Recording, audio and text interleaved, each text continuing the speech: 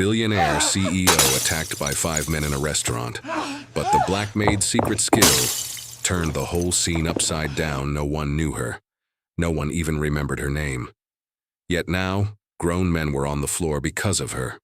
One of the attackers stumbled back, gripping his dislocated arm and screaming, "Who is she?" His voice cracked through the silent luxury of the restaurant. The Black Maid, once unnoticed, now blazing with controlled fury, stood over his fallen partner. Another man lay unconscious at her feet. Moments earlier, she was refilling glasses. Now she looked like a storm wearing a maid's uniform.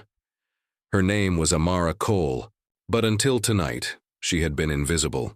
Inside the Aurelius room, the warm gold lighting shimmered across crystal glassware and marbled floors. It was a sanctuary for Philadelphia's wealthy, where reputations were polished and sins were whispered under orchestral jazz. $100 million in net worth sat at every third table. Here, laughter was rehearsed, smiles were currency, and consequences were for other people. At the far corner sat Leon Mercer, alone in a leather booth built for two. He looked untouchable, charcoal, suit sculpted to perfection, Rolex peeking beneath his cuff, posture sharp enough to cut marble. The kind of man who controlled empires but felt nothing while doing it. Before him, an untouched steak, 2 drained wine glasses, and a chair pulled out for someone who never arrived. Not the first time, not the last. His assistant had told him, only hours ago, "Sir, people don't fall in love with stone. They just admire it from a distance." Leon didn't care. He wasn't chasing love, he was just tired of being a signature, a transaction, a walking economy. That's when Amara passed by his table. Unlike everyone else, she didn't shrink, didn't stare, didn't plaster on a smile to impress him. She didn't care who he was. Her uniform was neat, her bun tight, her steps precise and quick. There was discipline in her stride, too much discipline for a restaurant maid, but no one ever noticed. Amara preferred it that way. For 11 long months she had worked here. Listening, observing, enduring. She heard confessions meant for lawyers, secrets meant for graves, and touch meant for permission that was never given. She absorbed it all with silence. That was her weapon. This night was supposed to be like every other. Until they entered. 5 men, loud, wrong energy, wrong intentions. They didn't belong among senators, moguls, and old money. Their eyes scanned the room like wolves choosing meat. Amara felt it the moment they stepped in, predators on a mission. And their target was Leon Mercer. As the men spread out surrounding his booth, Amara's hand tightened around the wine bottle she carried. She didn't want to remember the past, but the past had just walked in. Vintage 2006, aged perfectly. Shame if it spilled. Amara hovered near Leon's table, pretending to adjust a napkin crease, but she was listening. Every word. "You think that money can shield you forever, Mr. Mercer?" one of the men hissed. Then quieter. "Your past has arrived." Leon lifted his eyes, calm as stone. "I don't owe you anything." The tallest intruder leaned in, blocking the candlelight with his shadow. "You will." Amara's heartbeat slowed, not from fear, but from memory. She had seen eyes like theirs before. Not in luxury, not under chandeliers, but in places where dust choked the sky, and orders were engraved into flesh. Places where respect wasn't spoken, it was beaten into existence. She inhaled. Her muscles loosened, her mind sharpened. She wasn't a maid, not in the way this room believed. Then the first glass shattered. Wine bled across white linen, red and violent. Signal. The Aurelius room transformed in seconds. The glow of wealth meant nothing now. 2 attackers lunged across Leon's table, toppling a candle. Flames sputtered, silverware crashed, and screams broke loose from the wealthy audience, frozen in disbelief. A pearl-clutching woman gasped. A security guard failed to move fast enough. Leon rose, voice steady even in chaos. "Gentlemen, you're making a mistake." "No," the man snarled. "We know exactly who we're collecting." They grabbed Leon's arm, Sarah, and that was the instant Amara moved.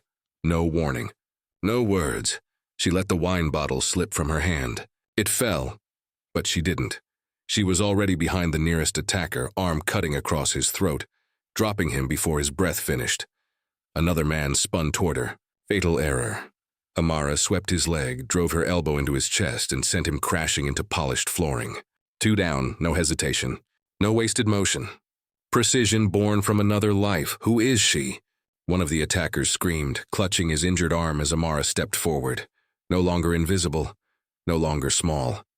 She caught a champagne bottle mid-swing. Wrist twist, crack. The man crumpled. China and silver exploded across the room as he hit a table and didn't rise again. Leon stared at her, stunned. What are you? Not now, she snapped, eyes scanning for the last 2. There are still more. One intruder bolted toward the kitchen. The other drew something from his coat, not a gun, but a weapon with intention. Amara didn't blink. She grabbed an oversized pepper grinder from the bar and charged. In 3 strikes, the man was down, gasping on tile. The room fell silent. Shock so deep it felt like gravity. For the first time in years, Leon Mercer felt powerless. Not from danger, but from the realization that someone he never truly saw had just saved his life. By the time police entered and security pretended to matter, it was over. Attackers restrained, sirens closing in, guests trembling, chairs overturned, glass everywhere, and Amara Cole gone. Leon stood at the bar, tie loosened, trying to make sense of the ruin. The manager scrolled through staff profiles, muttering, Amara Cole, almost a year here, quiet, never makes trouble. Leon barely listened. His mind was on the alley, on her. Outside, under flickering streetlights, Amara walked fast, apron gone, expression hard. Not fleeing the scene, fleeing the spotlight. Exposure was more dangerous than any man she had dropped tonight. Amara, wait. She stopped, slowly turned. Leon approached, breath unsteady, more human now than powerful. I didn't get to thank you. You don't need to. I want to. Why? Her voice was flat. Unmoved, Leon hesitated. Because you saved my life. Her eyes narrowed. You think I did that for you? Silence. I didn't risk everything because you're rich. Don't flatter yourself. She stepped past him and walked away. Leon Mercer, untouchable billionaire, master of every room, could do nothing but watch. Leon followed her across the alley, his voice steady but searching. Then tell me, why did you do it? Amara didn't turn. Because I've seen men like them before, and I know what they leave behind. It wasn't the full truth. Leon could feel that. She could feel it too. Inside the restaurant, life was pretending to be normal again. Shattered glass swept away, whispers spreading faster than the wine stains could be scrubbed. But in the alley, Leon Mercer was watching a woman who had derailed his night, his assumptions and his certainty, all without fear. She walked away, and he let her go. Across the city, in a cramped one-room apartment, Amara sat on the edge of her mattress. Her Barclay Prime uniform lay crumpled on the floor. On the nightstand sat a small photograph, her father in uniform, wearing the kind of smile that belonged to another lifetime. His voice echoed in her head. Never let them see you first. Surprise is the only weapon they can't prepare for. She exhaled. I broke the rule. Dad. That same night, Leon sat in the back of his car, fingers pressed to his mouth in thought. We'll call it a random mugging, his assistant said over Bluetooth. It wasn't random, Leon replied. They came for me. Doesn't matter. The press already has their angle, especially the maid. She's everywhere. Leon opened his eyes. Find her quietly, not for the story, not for the headlines, because something about her wouldn't let him ignore her existence anymore. 3 days passed. No restaurants, no spotlight, no trace. Amara washed dishes in the back of a tiny Caribbean kitchen, paid in cash, no questions asked. She had changed her number, erased her social media, and tossed her apron into a train station trash bin. She blended back into invisibility, her preferred armor, until the kitchen door opened. A man in a dark suit scanned the room. I'm looking for Amara Cole. She froze. Her co-worker glanced at her. She shook her head, not me, but the man spotted her anyway. He approached, offering a card. Mr. Mercer would like to speak with you. You saved his life. Give him 5 minutes. Amara didn't answer. She simply shut off the faucet, tossed her apron aside, and walked out through the back exit. Hours later, she stood in front of the Rittenhouse Hotel. Glass, gold, and wealth she didn't belong to. She didn't know why she came. Instinct, maybe. Or exhaustion from running. When she stepped into the lobby, Leon Mercer was waiting by the elevator. His eyes looked worn, almost human. "I didn't think you'd come," he said. "Neither did I," she replied. In the penthouse, she sat stiffly on a leather sofa. Leon poured water, not wine. "I'm not here to interrogate you," he said quietly. "I just want to understand. Who are you, really?" Amara stared at the glass. "I'm nobody." "No," he answered. "You don't move like nobody. You don't fight like a server.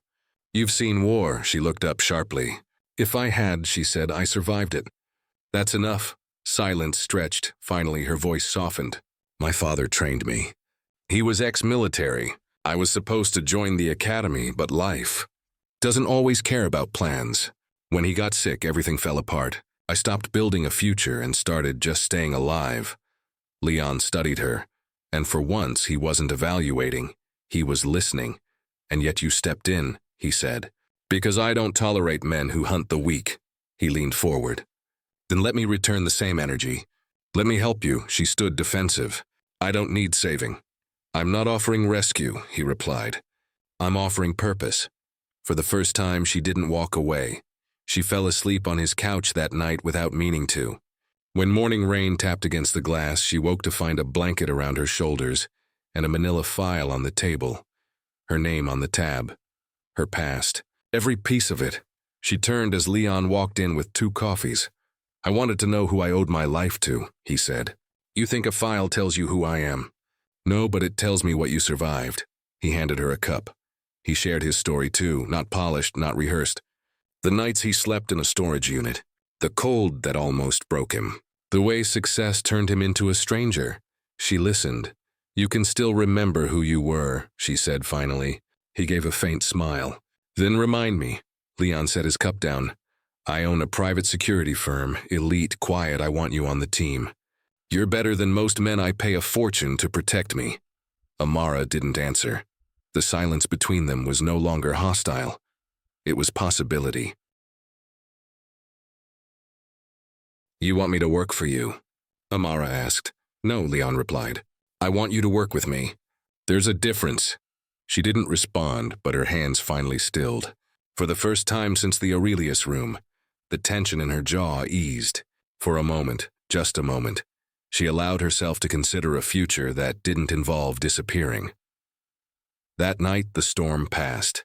Philadelphia's sky shifted to a deep steel blue, the kind that makes the whole city look colder, quieter, more fragile.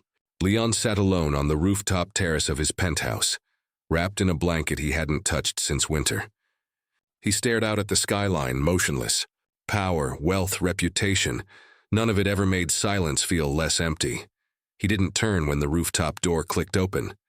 He already knew it was her. "Nice view," Amara said, stepping into the moonlight. "It's better when it doesn't feel like you're the only one looking at it," Leon answered.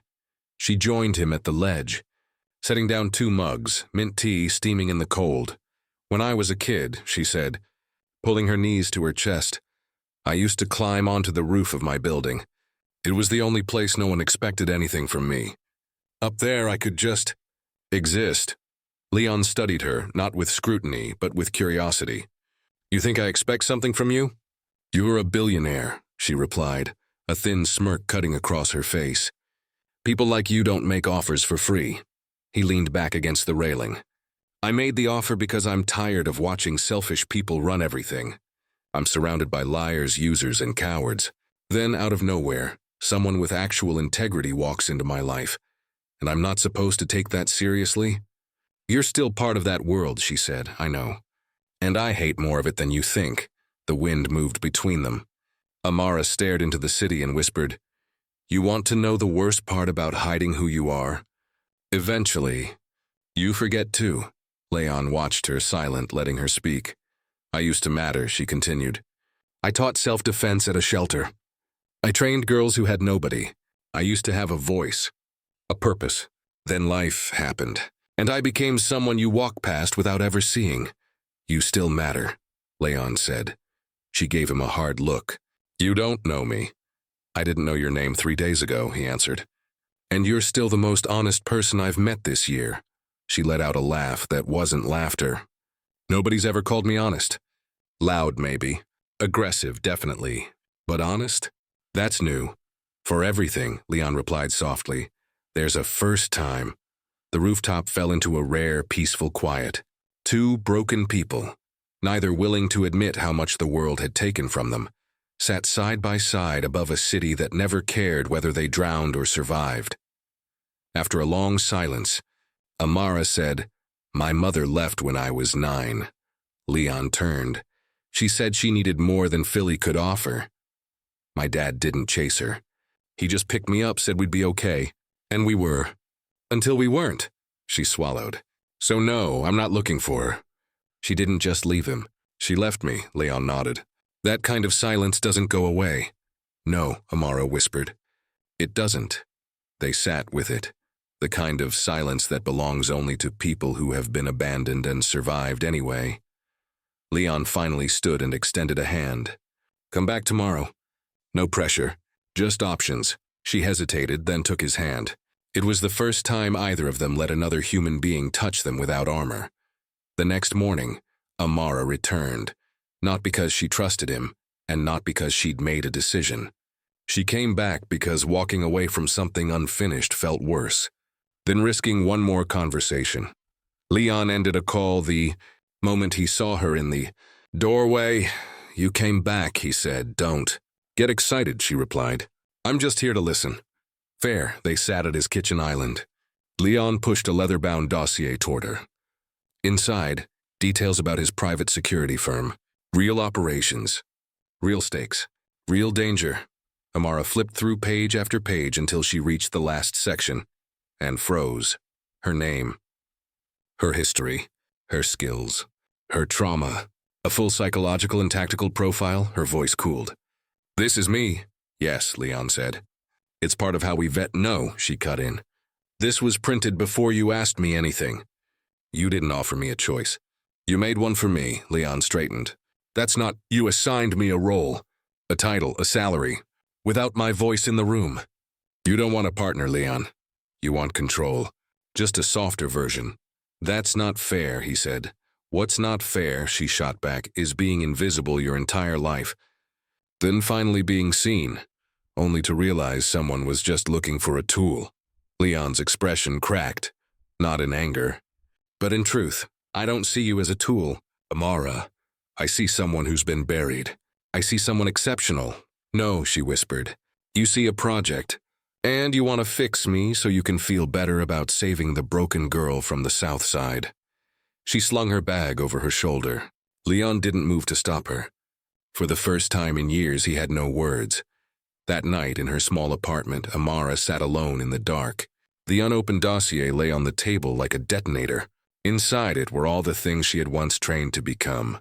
Before, life tore the future out of her. Hands, everything she ever wanted was in that folder. Everything she no longer trusted was too. She stared at it under the ceiling fan's broken hum, and whispered to no one, "Not again." Amara felt the weight of the manila folder the entire walk home.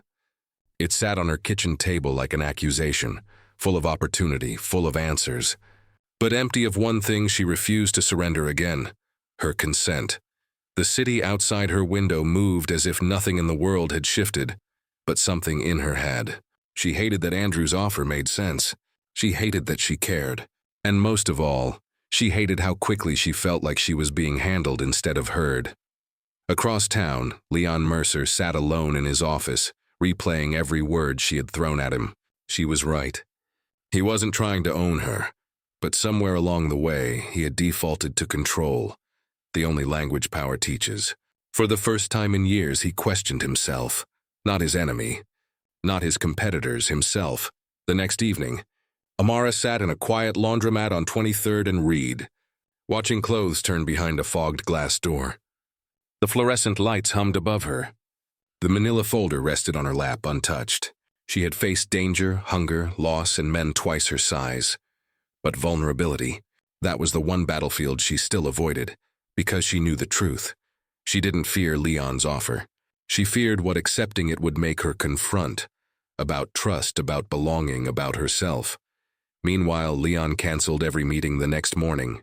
He sat alone in the Rittenhouse lounge, a jazz record spinning behind him, drafting and deleting apology after apology. Words, his sharpest weapon in business, failed him here.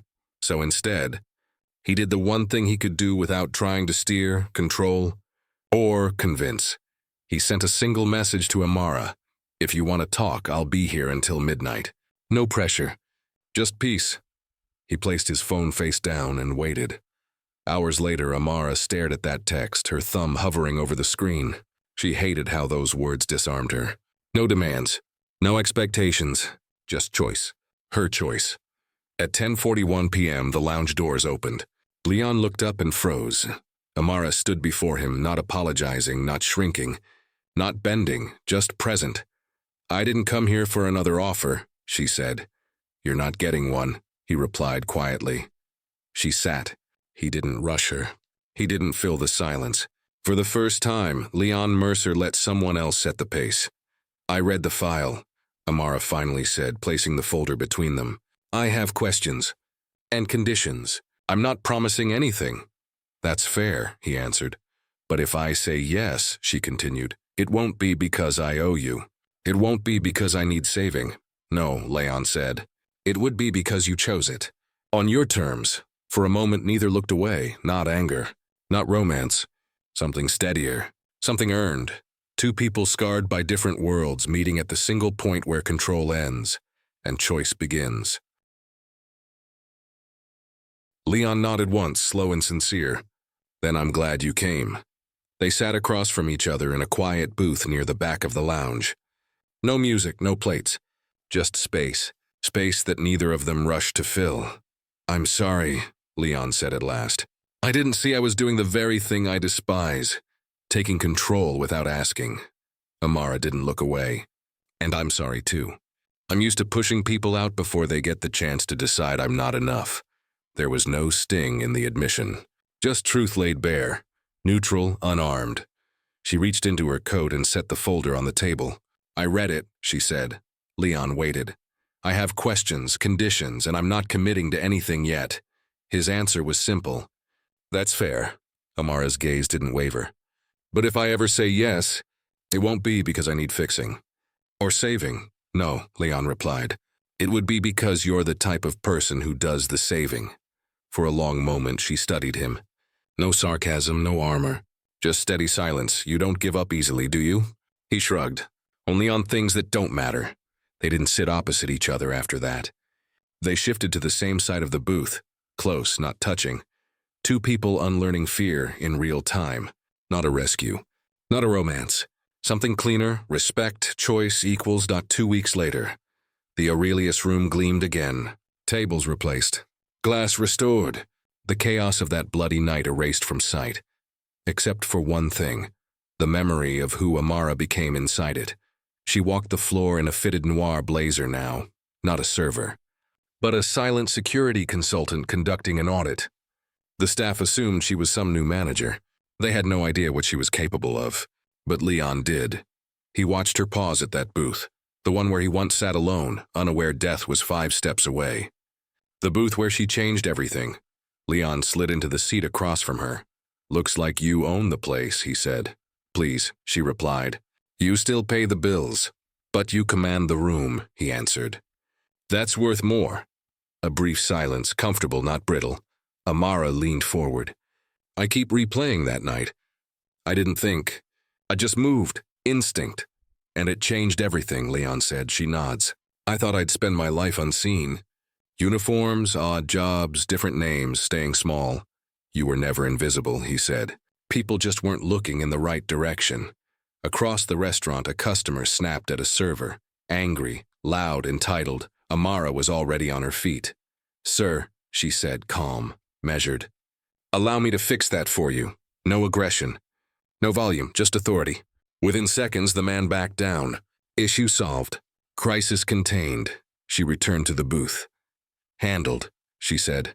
Leon chuckled. You didn't even threaten him. Didn't have to, she replied.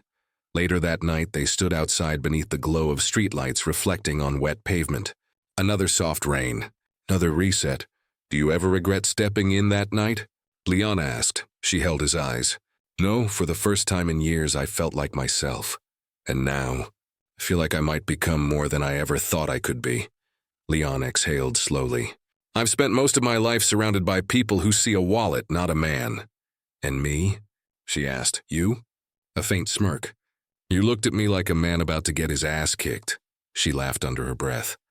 Well, you were. Silence. Not the empty kind. The honest kind. I don't know what this is, Leon admitted. Partnership, friendship, something else. But I don't want it to end here. Amara's face didn't soften into a smile, but her eyes did. Then we don't end it, she said. We see where it goes. On my terms, deal. He extended his hand. She took it, no hesitation. This time their hands met as equals. No debt, no power imbalance, no leash, just choice. Together they walked away from the restaurant lights, unaware that the past wasn't done with either of them. And the men who came for Leon were only the beginning.